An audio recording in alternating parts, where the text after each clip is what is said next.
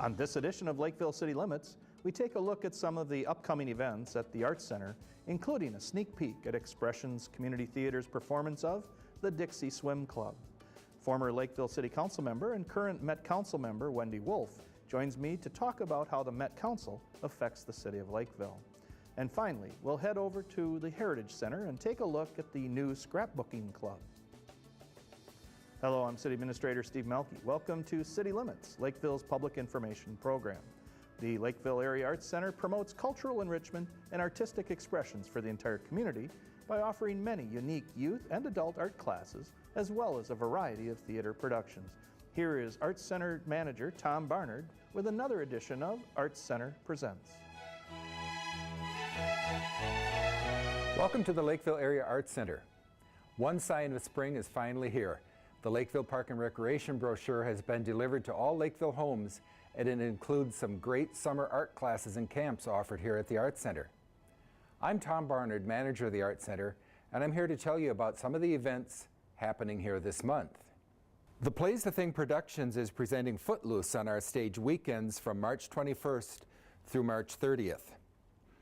Expressions, our own in-house community theater, is bringing its popular production of the Dixie Swim Club back to the stage on weekends April 4th through April 13th.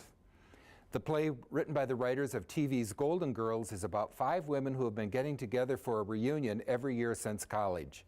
It's a comedy with some very touching lessons about friendships lasting with all that life can throw at us from youth through the aging process. Here to tell us more about the play is the director, Annie Estes. Hi, I'm Annie Estes, director of the upcoming Expressions Theater production of the Dixie Swim Club, a story about lifelong friendship and all the joy that comes with it. Here's a sneak peek at one of our rehearsals. Look, Jerry Neal, if you're happy, honey, then we're happy. I am very happy. Grandpa! Oh, come on. I always love these. Now, I don't want to make this weekend weird for anyone, but we have made so many wonderful memories here, and this was the only place I could think of to share my news with you. And to that end, we're fixing to kick off our weekend ride. Yes. Come on, girls, lift them up. The faster we swim, the sooner we win. Oh, that still gives me a tingle after all these years. It helped us win a lot of swim meets. Oh, that reminds me. Oh, I found this when I was packing up things at the convent. Take a look at this. This was after I won the conference swim meet. Oh, God. Yeah. Look at the 5 of us. The champion swim team of Pemberton College. Woo! You were so young and beautiful. Look at my fabulous thighs. I was gorgeous. How come I didn't know that? I think we still look pretty good. Yeah, some of us a little better than others. Oh, and I've still got my medal. That was the happiest moment of my life. Did Coach take that picture? No. I remember this distinctly. It was Richie Walker, Antioch's men's team captain. You know, the one who put the in Rita. Richie Walker. Now that's a fella who could eat crackers in my bed any old time. When you stop being a nun, you really stop being a nun, don't you? Hey, give her a break. She's got a lot of catching up to do. Again, that's the Dixie Swim Club. Weekends, April 4th through the 13th at the Lakeville Area Arts Center. Get your tickets online at www.lakevilleareaartscenter.com or call 952-985-4640. Hope to see you there. On April 26th, One Book, One Lakeville's Community Read Project comes to a close with Christina Baker Klein, author of The Orphan Train, speaking about her book, which details the history of trains bringing orphans from the East Coast to families on Midwest farmlands between 1854 and 1929. The third of our Kingsley Shores Coffee concerts will be held on Sunday afternoon, April 27th, featuring the Bakken Trio. This award-winning trio includes violin, piano, and cello. As always, these concerts include free hors d'oeuvres and caribou coffee. Classes are already filling in our summer art camp series. Check our website or the Lakeville Park and Recreation brochure for a complete listing of over 60 different classes, including painting, drawing, drama, pottery, jewelry, fabrics, and comic illustrations. Our summer art offerings have something for children as young as 4 years old through adulthood.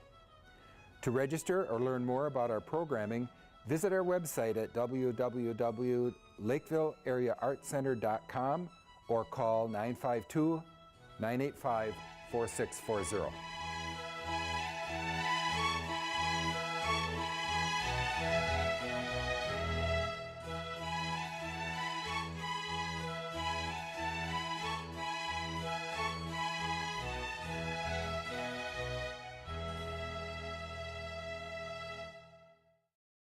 So, you're out for an evening of ice fishing all by yourself. You don't have a care in the world. Well, you were thinking about catching the big one. You didn't notice the hole in the ice and you fell into the frigid water. Now your clothes are wet, heavy, and you can't seem to climb out. Soon, hypothermia, the lowering of your inner core temperature, will begin, and you can't see anybody to help. What are you gonna do? This message provided by your local public safety and fire departments.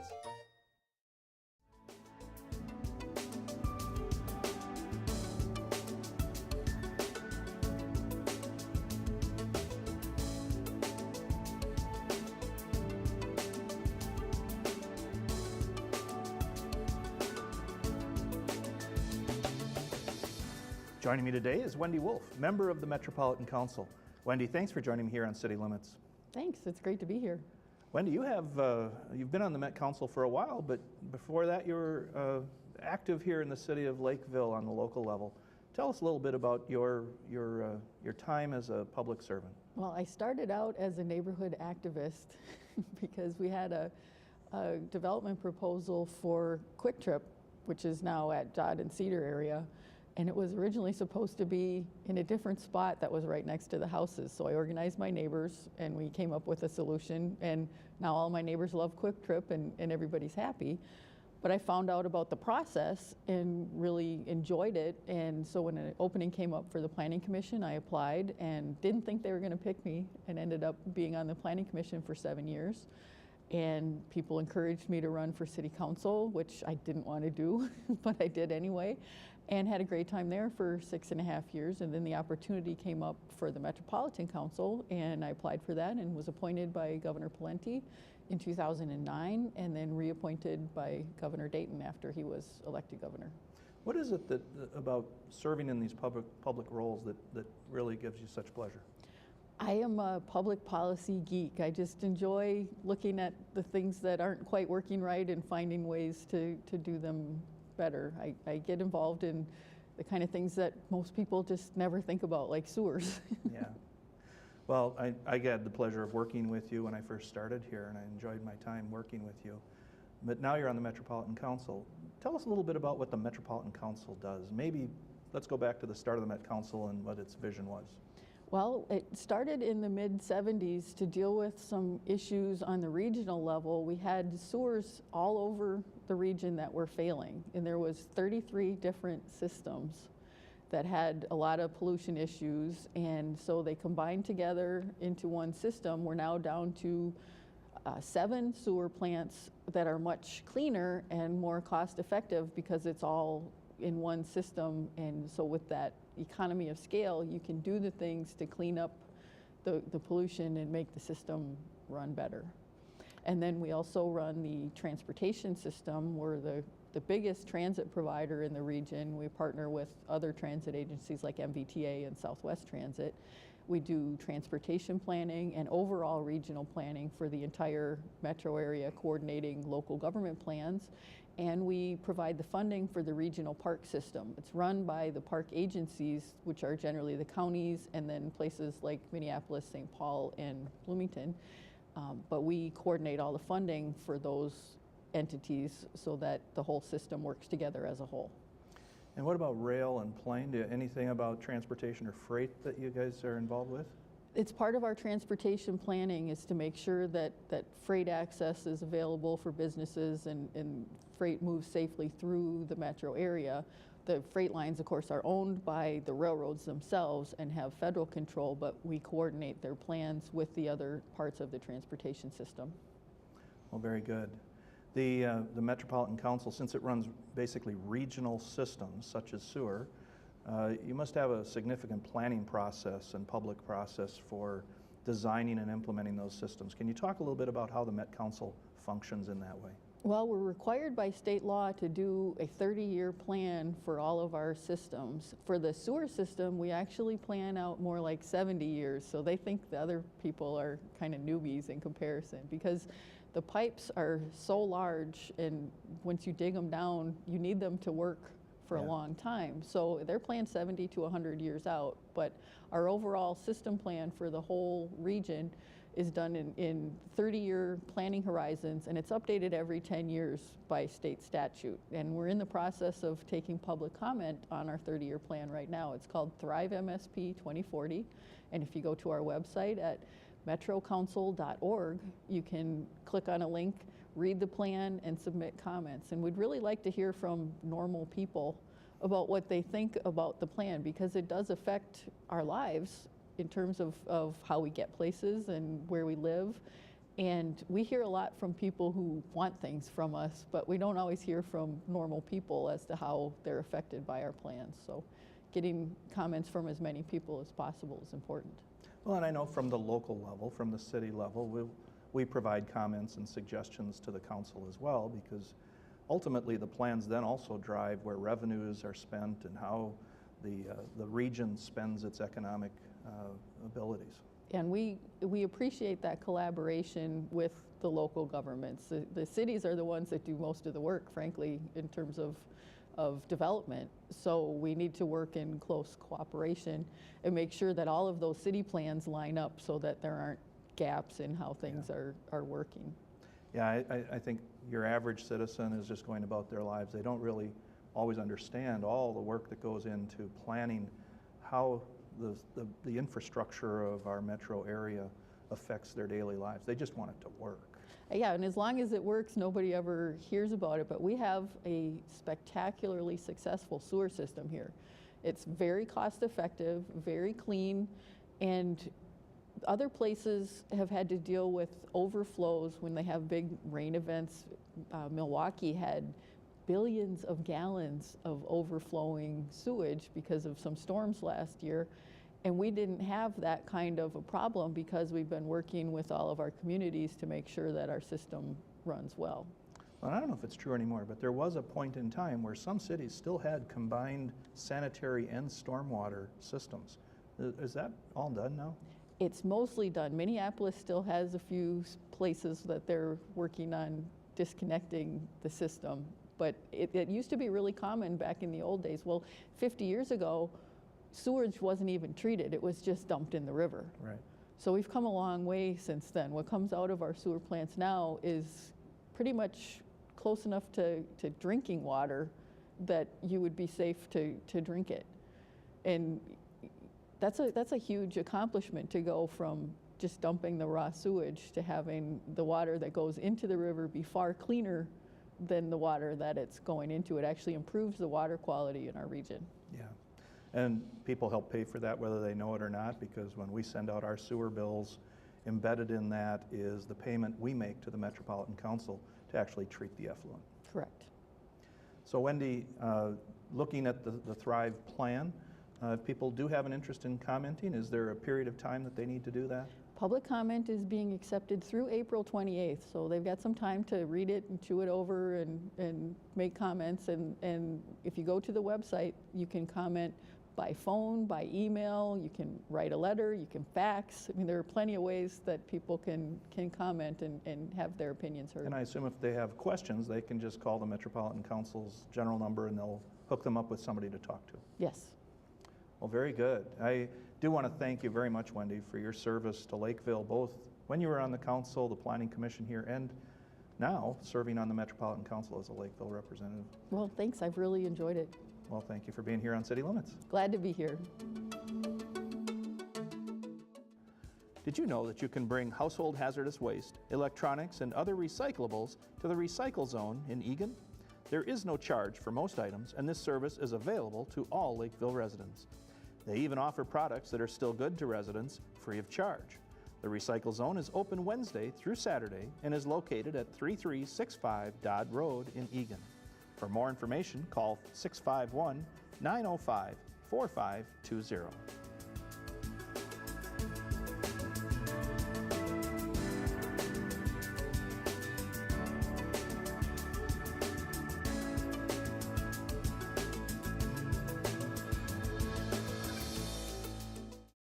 Hey everybody, I'm Officer Don Nuts for the Lakeville Puppet Security, and I'm here today to talk to you about potholes. Hey, if you're driving around the city of Lakeville and you see these nasty potholes in the street, there's numbers that you can call to get those potholes fixed. You can call the City Street Department at 952-985-2711 and report that pothole. Or you can report it online at the city's website at www.lakevillemn.gov. Remember, pothole safety is in your and your car's best interest. Hey, that was pretty good. I think that'd work.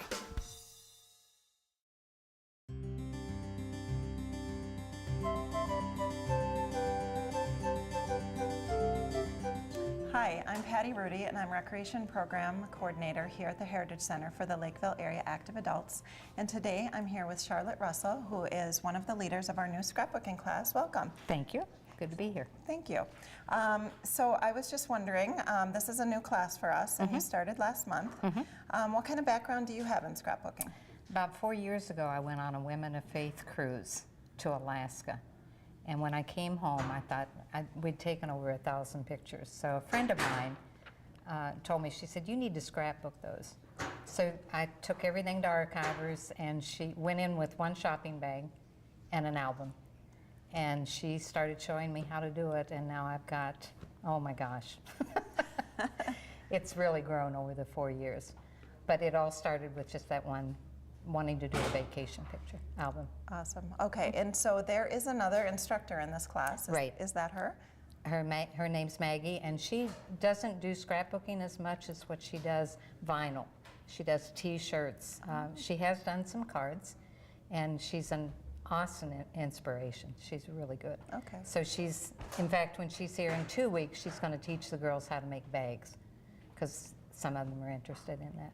Oh, so. Like a cloth bag? No, paper bags. Oh, okay. She's got scoring cards and all that kind of stuff, and they'll make bags. Good. All right, and what do you like most about scrapbooking? Just being able to see pictures come alive. I've done mainly pictures of my grandchildren, and from the time they were 1 week old until one's 21 and one's 18. So just to go back, in fact, Joni, I've known her for years, and she knew the children when they were little. So she was in here looking at all the albums and just following my grandkids' years as they've grown up. Oh, that sounds neat.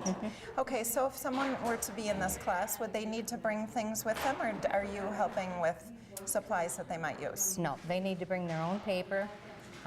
We've got cutters, that type of thing, but anything that they can bring that's their own personal, then that helps. But we do have punches, we've got a Cricut machine, embossing machine, so we've got enough here to help them. But they do need to provide their glue, their paper, bring their scissors. Okay. That's basically it. So is it okay if I'm a beginner and I want to come join you? Absolutely. Okay. We were all beginners once. Okay. And what I've done is I've brought a lot of albums to show different stages of my scrapbooking, but also for them to look at the scrapbooks and get ideas. That's how I get the biggest part of my ideas, is through other people. Okay.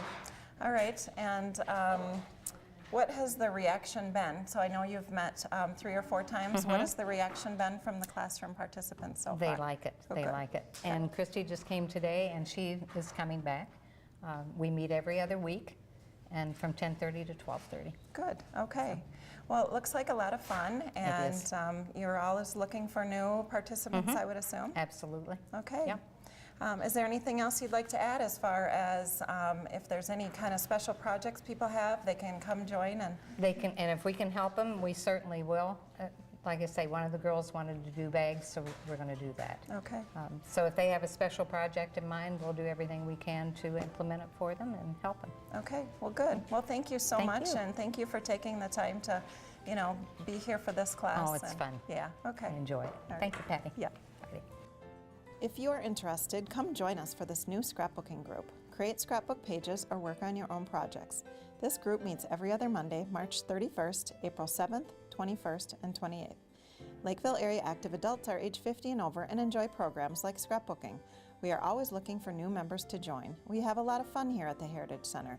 Members enjoy many benefits and can sign up for activities including trips, classes, seminars, chorus, dancing, social groups, legal consultation, technology classes, yoga and exercise classes, oil painting, sewing, bingo, cards, special events, and much, much more. Create one-of-a-kind jewelry at our jewelry making classes. Silver clay jewelry projects will be made on Tuesday, March 25th. Make flame-painted copper jewelry on Tuesday, April 22nd, and jewelry making on Tuesday, May 6th, just in time to give to Mom for Mother's Day. Many organizational meetings are scheduled for April for the summer groups like Men's Golf, Women's Golf, Health Angels Biking, and Motorcycle Club. Call for details or watch for the summer recreation brochure. Friendly Folks is a social group who meets twice per month on Saturdays to socialize and have fun. They are always looking for new members. Do you know the 4 key questions you should be able to answer about your long-term care plans? Does your family know your plans for long-term care and end-of-life issues? Do you know how you will pay for your long-term care? It could be the most expensive item in your retirement budget. Come and learn the answers to these questions and get help in preparing an individualized plan for your long-term care on Tuesday, April 8th. Own Your Future, sponsored by the Lakeville Senior Resource Coalition. Call 952-232-2150 to register for this important program. Our new sewing group meets the first and third Thursdays in the afternoon. Projects to work on will be decided on by the group. The current project is a sweatshirt jacket. Think spring and sign up for an enjoyable 3-day trip to the Pella Tulip Festival and the Amana Colonies in Iowa, May 1st through the 3rd. We also have a 9-day trip to the Glacier National Park in the Canadian Rockies by train, departing July 15th.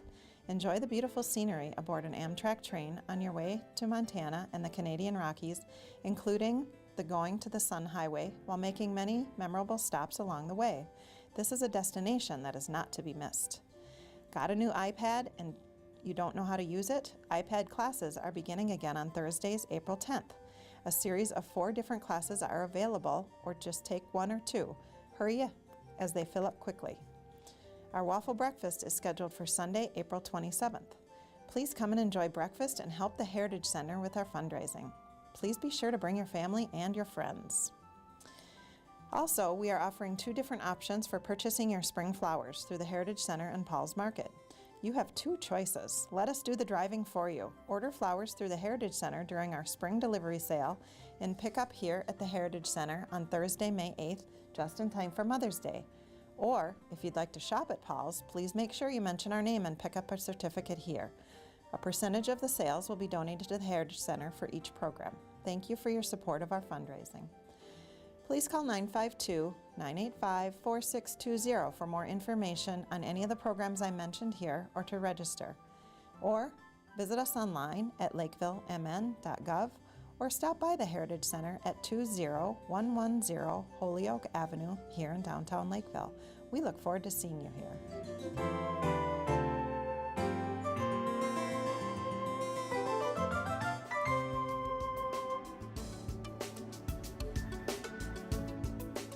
Now it's time for the answer to today's trivia question, which is, how many people participated in last year's Watershed Cleanup Day? If you guessed D, 1,300, you would be correct. Join us for our Earth Day tradition of cleaning up debris from the city's trails, roadways, parks, and waterways at our annual Watershed Cleanup Day and Earth Day celebration. This year's event is going to be on Saturday, April 26th, starting at 9 a.m. All ages welcome, group or individuals. Pickup locations can be requested, but it is on a first-come, first-served basis, and parks are generally reserved for large groups with young children. More information about Watershed Cleanup Day can be found at the city's website. Here is a look at some of the upcoming public meetings that you can attend at City Hall. The Parks, Recreation, and Natural Resources Committee will be meeting on Wednesday, April 2nd at 6 p.m. The Planning Commission will hold its April 3rd meeting at 6 p.m., and the City Council will be meeting on Monday, April 7th at 7 p.m. Finally, the Finance Committee will be meeting on Thursday, April 10th at 7 p.m. For more information on government meetings and the role of our boards and commissions, visit the city website at www.lakevillemn.gov. That's it for this edition of Lakeville City Limits. Thanks for watching. If you experience a problem with your cable TV service here in Lakeville, you should first contact Charter Communications at 1-800-581-0081. If you do not receive a satisfactory response, you can call the city at 985-4407 and we will assist you in resolving your problem. And just a reminder, you can see all of our programming online on the city website at www.lakevillemn.gov. Thanks again for watching this program and all of the programming here on LG TV.